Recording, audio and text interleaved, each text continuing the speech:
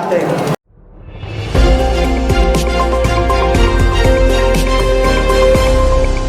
नमस्कार, मैं सुभाष रजक और आप देख रहे हैं अपना नालंदा, अपना शहर, अपना खबर। और हमारे पीछे जो देख रहे हैं कुछ महिलाएं जो हैं हाथ में माला लिए हैं। चलिए इन्हीं से जानते हैं आखिर किनका जो है वेट किया जा रहा है, कौन से नेता यहाँ पे आ रहे हैं। क्या नाम हुआ मैम आपका? मेरा नाम सुलेखा कुमारी है। जैसे कि आपके हाथ में माला देखा जा रहा है, कोई नेता आ रहे हैं यहाँ पे? हाँ, आरसीपी सर आ रहे हैं अभी। आरसीपी सिंह जी आ रहे हैं। जय बिहार, जय बिहार, जय बिहार। बहुत धन्यवाद इस कार्यक्रम के सम्मानित अध्यक्ष, नालंदा जिला के हमारे जिला के अध्यक्ष आदरणीय अरविंद बाबू। और मुझे बहुत अच्छा लगा कि नवादा से चल करके आज यहाँ आए हैं। हमारे इस जिले के प्रभारी हैं और इनका नाम क्या है? इनका नाम है इंद्रदेव। नालंदा विधानसभा के आप सब लोग यहाँ बैठे हुए हैं। नालंदा विधानसभा के विधायक कितने टर्म से है जी? 7 टर्म से। और हमारी जितनी महिलाएं यहाँ बैठी हुई हैं, घर में आप रोटी बनाती हैं, अगर किसी रोटी को अगर नहीं पलटिएगा तो रोटी बचेगी क्या? जिस रोटी को 7 बार पलटा जाना चाहिए था, अब तक वो एक बार भी पलटा नहीं गया है, तो रोटी तो दूर, उसका राख भी खत्म हो गया। तो जब है ही नहीं तो कैसे आप आगे बढ़िएगा? तो ये जो बदलाव है, बदलाव कहाँ करना है? सबसे पहले बदलाव करना है नालंदा विधानसभा में। करना है कि नहीं करना, बताइए। अरे बोलिए, नालंदा विधानसभा का विधायक जो भी मंत्री है, बदलना है कि नहीं बदलना? और आप जरा समझ लीजिए एक बात और, नालंदा के जो अभी आपके विधायक हैं, जो माननीय मंत्री हैं, उनको मंत्री बनाने का दोषी मैं हूं। मैं नीतीश बाबू मंत्री नहीं बना रहे थे, मंत्री मैंने बनवाया। और उनका संस्कार देखिए, मैंने उनको मंत्री बनाया। और जब मैं केंद्र में मंत्री बना तो मेरा इस्तीफा मांगने वाले में सबसे आगे कौन थे? आपके मंत्री। मिला क्या? आरसीपी सिंह तो गांव में आ गए, आप मंत्री जी क्या भारत सरकार में मंत्री बन गए? बन गए? नहीं बने।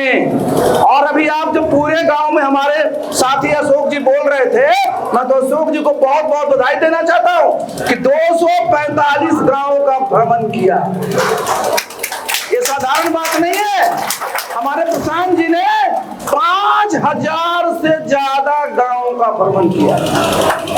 3 साल से मैं भी सड़कें पर रहता हूं। आप जरा समझिए कि क्या स्थिति है गांव की। भाई देखिए, एक बात जरा याद करिएगा, ये बोलेंगे कि ये लोग बोलते हैं करेंगे क्या? 2015 में जब नीतीश बाबू की सरकार बनी थी, प्रशांत जी थे, मैं था, 7 निश्चय योजना पास हुआ। 7 निश्चय उठा करके देख लीजिए, उसमें क्या है? चाहे वो नल का जल है, पक्की गली और नाली का है। पहले गांव में क्या रहता था? मिट्टी के ऊपर कीचड़ जमा रहता था, मिट्टी के। अब क्या है? ढलाई के ऊपर मिट्टी जमी हुई, ढलाई के ऊपर कीचड़ है। ये स्थिति हो गई है। और मंत्री आपके ही विधानसभा के ग्रामीण कार्य के भी रहे और ग्रामीण विकास के भी रहे, और उनके विधानसभा की अगर ये स्थिति है तो और पूरे बिहार की क्या स्थिति होगी? तो बदलाव होना चाहिए कि नहीं होना चाहिए? होना चाहिए। तो बदलाव कैसे होगा? बदलाव होगा जब चुनाव के दिन जो आपका चुनाव चिन्ह है, क्या है चुनाव चिन्ह? स्कूल का बस बस्ता। एक बच्चा हमसे कहा कि ये लगा स्कूल के बैग है सर, हम कि हाँ वही है। तो जिसको जो समझ में आए, किसी को स्कूल का बैग समझ में आएगा। हम लोग पढ़ते थे गांव में तो स्कूल का बस्ता। और एक बात मैं बता दूं, जिस चीज को आप लोग सब लोगों को समझना है, जितनी हमारी माताएं बैठी हुई सबको समझना है, शिक्षा का महत्व। देखिए मैं आपके सामने खड़ा हूं, आप जरा जान लीजिए, मेरी माँ अनपढ़ थी, अनपढ़। उनका जो मायके था हमारा धरहरा गांव, आप जानते हैं बगले में नानंद धरहरा, अनपढ़ थी। मेरे पिताजी प्राथमिक स्कूल में शिक्षक। मैंने शिक्षा ग्रहण किया। और देखिए जो मैं बताने जा रहा हूं, आप सब लोगों को उस पर ध्यान देना है कि कैसे सबसे बड़ी पूंजी कौन सी है, वो है शिक्षा। पहले किसको पढ़ा करते थे? जिनके पास 5000 एकड़ जमीन होता था, कहते थे ना कि जमींदार साहब है, ये राजा साहब है। आज जिले में जो सबसे बड़ा पदाधिकारी होता है, चाहे वो पुलिस का पदाधिकारी हो, प्रशासन का पदाधिकारी हो, चिकित्सा विभाग का पदाधिकारी हो, जिस किसी भी विभाग का पदाधिकारी होता है, वो पदाधिकारी कैसे बना है? तो शिक्षित होकर के ही बना है। और शिक्षा के बारे में ये सोच, जरा मैं आपको एक छोटा सा उदाहरण दूंगा, अपना तो समझ में आएगा। मैं बता दूं कि मैं गांव में रहता था, मेरे परिवार में मेरे चचेरे भाई लोग कलेक्ट्रेट में क्लर्क थे। क्या थे? क्लर्क। अब मैं तो भी पढ़ा नहीं था, मैं सुनते रहता था कि क्लर्क। तो जब वो आते थे दशहरा में तो मिठाई लेकर के आते थे, तो बड़ा खुश होते थे, कलम दे देते थे, बड़ा खुश होते थे। तो एक तो मैं क्लर्क समझ रहा था। हमारे पिताजी, चूंकि हमारे घर में बहुत पहले डकैती हुई थी, तो पिताजी के पास लाइसेंसी बंदूक थी। तो मैंने पिताजी से कहा कि ये बंदूक कौन देता है? तो हमारे पिताजी कहते थे कलेक्टर। समझे ना? तो मेरे दिमाग में क्लर्क और कलेक्टर में कोई फर्क नहीं था। मैं जब पहली क्लास में पढ़ता था तो मेरे स्कूल के जो हमारे क्लास टीचर थे, स्वर्गीय रामचंद्र यादव जी, वो महानंदपुर के रहने वाले थे। तो सब बच्चे को खड़ा करा के पूछ रहे थे कि तुम पढ़ करके क्या बनोगे, जो मैं आपके सामने बोलने जा रहा हूं। जब मेरा नंबर आया तो मैं समझा ही नहीं कि क्लर्क बनना है कि कलेक्टर बनना है, क्योंकि मैं दोनों का फर्क जानता नहीं था। लेकिन देखिए सरस्वती मेरे कंठ में आगे बैठ गई, मेरे मुंह से निकला कि मैं कलेक्टर बनूंगा। और मेरे जो शिक्षक थे, मेरे पिताजी को कहे, कह रहे सुखदेव बाबू, अरे आपका बेटा तो कहता है कलेक्टर बनेगा। आप जरा समझिए कब की बात मैं बोल रहा हूं, 61-62 की, मुझे पूरी अच्छी तरह से याद।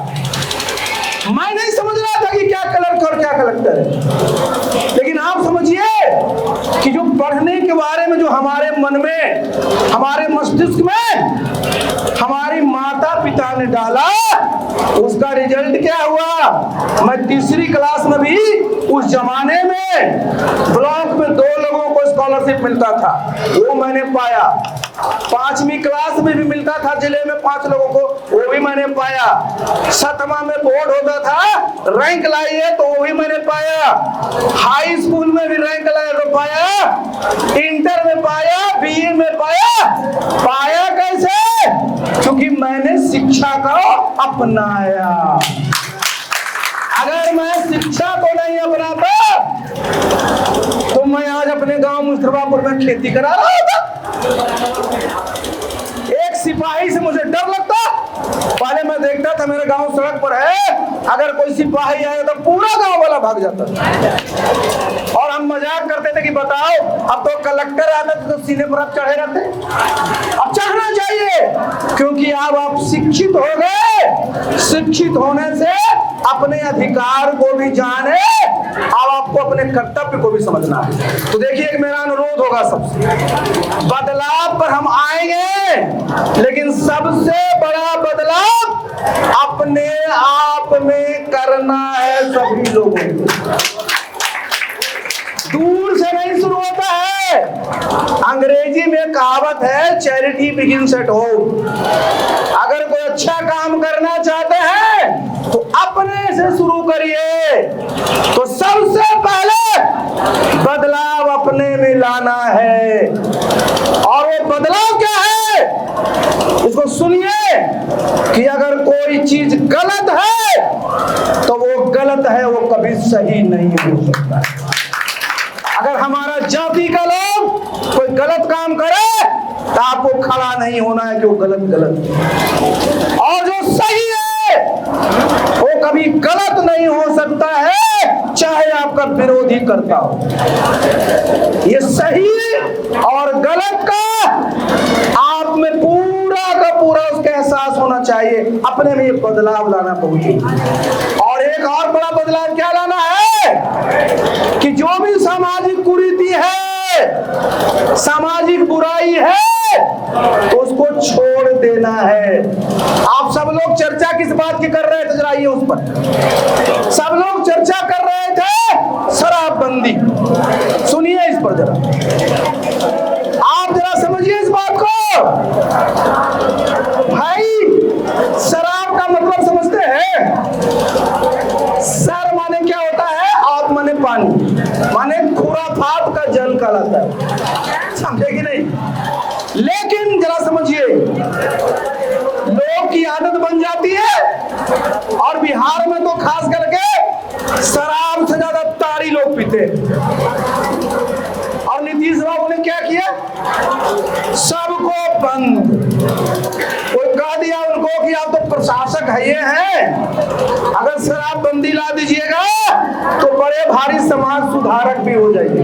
आज तक मैं तो इतिहास का विद्यार्थी हूँ, दुनिया का इतिहास पढ़ लीजिए, कोई प्रशासक समाज सुधारक नहीं हुआ है।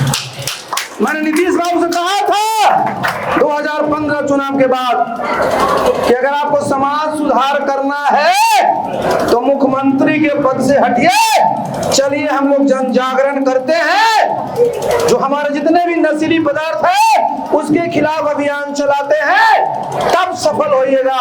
लोहिया जी ही कहा करते थे कि खान पान पर कोई कानून नहीं बनाया जा सकता है, और अगर बना भी दिए तो लागू करना बहुत मुश्किल है।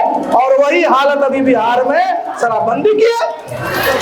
अभी आप लोग बोल रहे थे ना, मैं तो चूंकि नीतीश बाबू के साथ 24 साल तक रहा, आज अगर बिहार में शराबबंदी लागू नहीं होती तो आबकारी, जिसको हम लोग कहते हैं एक्साइज, उससे 30 से 35 हजार करोड़ रुपया राजस्व के रूप में बिहार को मिलता।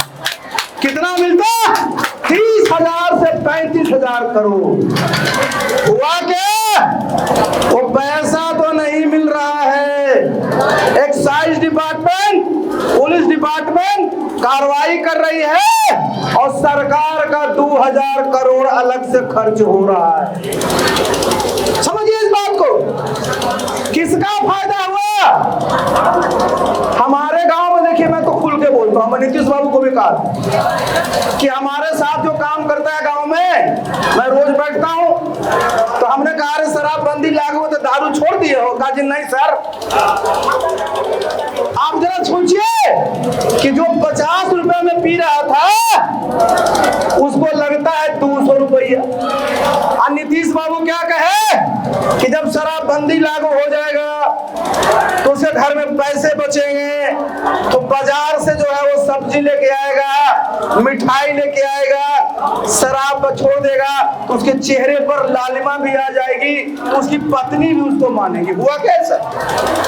उल्टा ही हुआ, उल्टा ही हुआ। और जिसकी चर्चा कर रहे थे, बिहार में शराबबंदी पूरी तरह से फेल है, वो एक बार नहीं मैं कई बार बोल चुका हूं।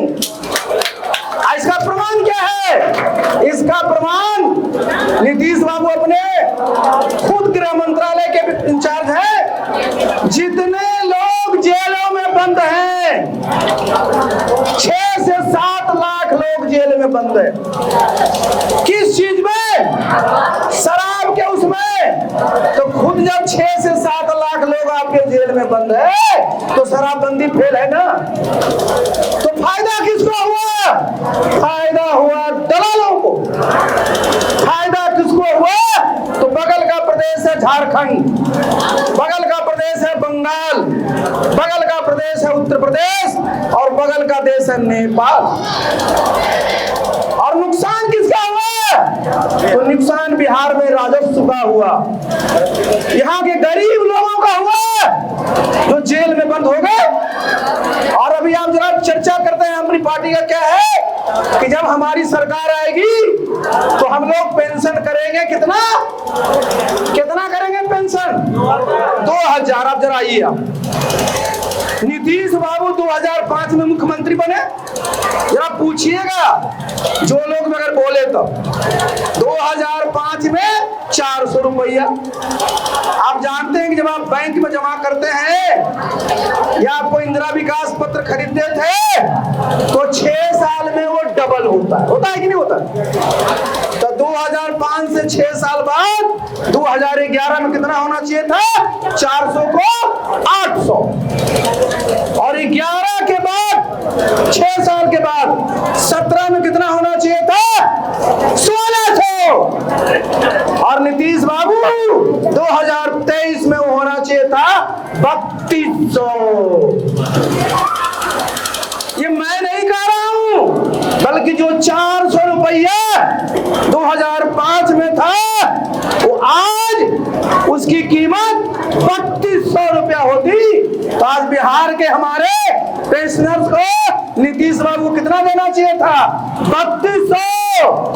और अभी क्या किए? खाना पूर्ति, वो भी जन सुराज के डर से, भय से। नीतीश बाबू क्या कहते हैं कि नीतीश बाबू के राज में लोगों के मन से डर निकल गया है और नीतीश बाबू के मन में जन सुराज का डर समा गया है।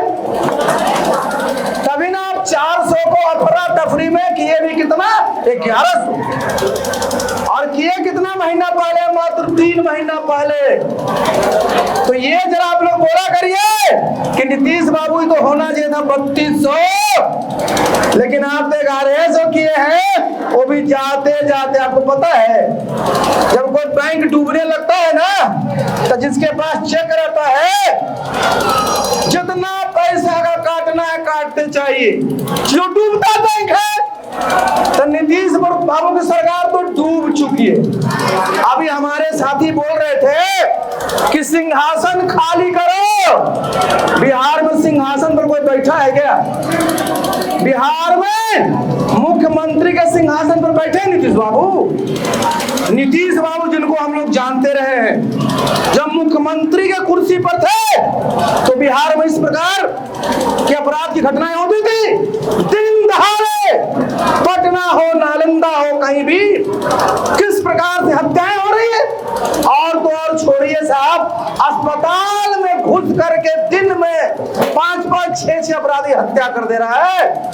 ये कभी संभव नहीं था जब तक बिहार में मुख्यमंत्री की कुर्सी पर नीतीश बाबू विराजमान थे। मैं तो ये मान करके चलता हूं और मैं बोलता हूं कि आज बिहार की कुर्सी पर नीतीश बाबू नहीं है। वो कागज पर दस्तखत भले कर रहे हैं, लेकिन आज वो मुख्यमंत्री का जो दायित्व है उसका वो निर्वहन नहीं कर रहे हैं, चूंकि ना तो उनका स्वास्थ्य ना उनका शरीर उनके नियंत्रण में रह गया है। ये रोज जो उनका वक्तव्य है, उनका जो आव हवा है, बॉडी का जो उनका बॉडी लैंग्वेज है, देखते हैं उससे ऐसा लगता है। तो देखिए अब समय आ गया है, हमको दूसरे की चिंता नहीं करनी है। हमको चिंता किसकी करनी है? हमको चिंता करनी है बिहार की। और जो दोनों इंडिया और एनडीए गठबंधन दोनों ने पिछले 35 वर्षों तक शासन किया है और अब पहली बार बिहार की जनता को सामने जो है प्रशांत जी ने जन स्वराज का ऑप्शन दे रखा है। चाहे जिस जात के हो, जिस समाज के हो, चाहे स्त्री हो, पुरुष हो, बड़े हो, सबके साथ ये पार्टी खड़ी रहेगी। तो चलिए, आप लोगों ने सुना, आगे फिर हम लोग और जगह मिलेंगे। गर्मी है, आप लोग को भी काफी देर से बैठे हुए हैं। एक बात जरूर है कि ये बदलाव है ना, मैंने क्या कहा, अपने में बदलाव लाना है, और जब अपने में बदलाव लाएंगे तो व्यवस्था में बदलाव लाना है। और आपकी सरकार जब जन स्वराज की बनेगी तो इस प्रकार की व्यवस्था की जाएगी जिसमें किसी का शोषण नहीं हो। सब लोग समाज में अपना योगदान, अपनी क्षमता और अपनी शक्ति के अनुरूप कर सके। तो आप सब लोगों को बहुत बहुत धन्यवाद। तो अंत में नारा लगवाए ना, अरे नारा लगाने की ताकत है, बोल हम रहे, थका आप लोग हैं क्या? चलिए, जय बिहार, जय बिहार, जय बिहार, जय जय बिहार, जय जय बिहार, जय जय बिहार। जनता का सुंदर राज, जनता का सुंदर राज, जनता का सुंदर राज। बहुत बहुत धन्यवाद, बहुत बहुत शुक्रिया, थैंक यू।